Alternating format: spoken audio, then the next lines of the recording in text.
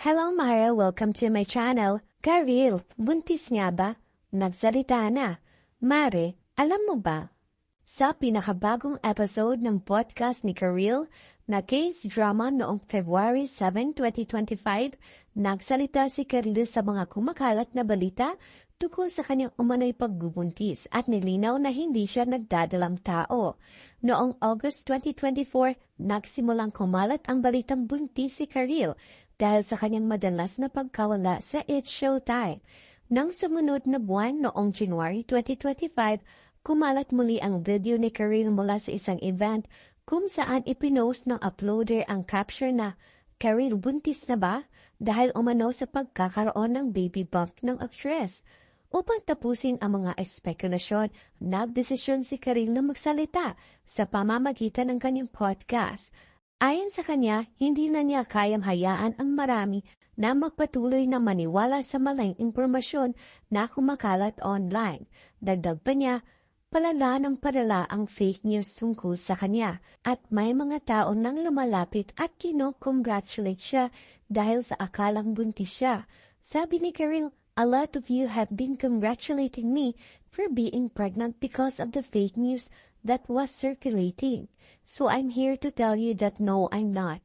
Inamin ni Karil at tatlong beses na siya nakismis na buntis at hindi na niya nais na mangyari pa ito. "I think it's not about education level. A lot of people have been fooled by this news. So I'm here to tell you once again that the news is fake.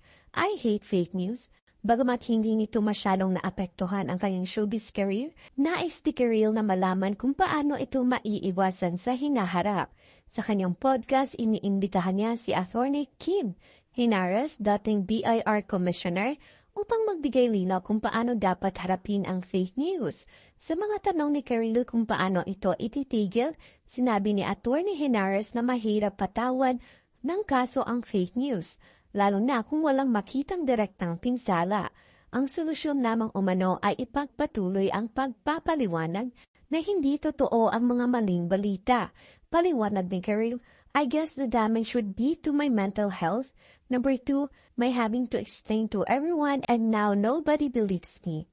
Nagbahagi siya ng karanasan kung saan isang babae sa Singapore ang kinakongratulate siya sa kabila ng kanyang paliwanag na hindi siya buntis. Sinabi ni Attorney Henares, "Legally, there's really nothing you can do. The only thing you can really do is to say what you're saying now and refuting all this fake news." Noong March 2014, ikinasal si Karil kay Yael Luzon, vocalist ng Sponge Cola, ngunit wala pa silang anak. Sa isang interview noong 2018, sinabi ni Karil na desisyon nila ni Yael na hindi muna magkaanak.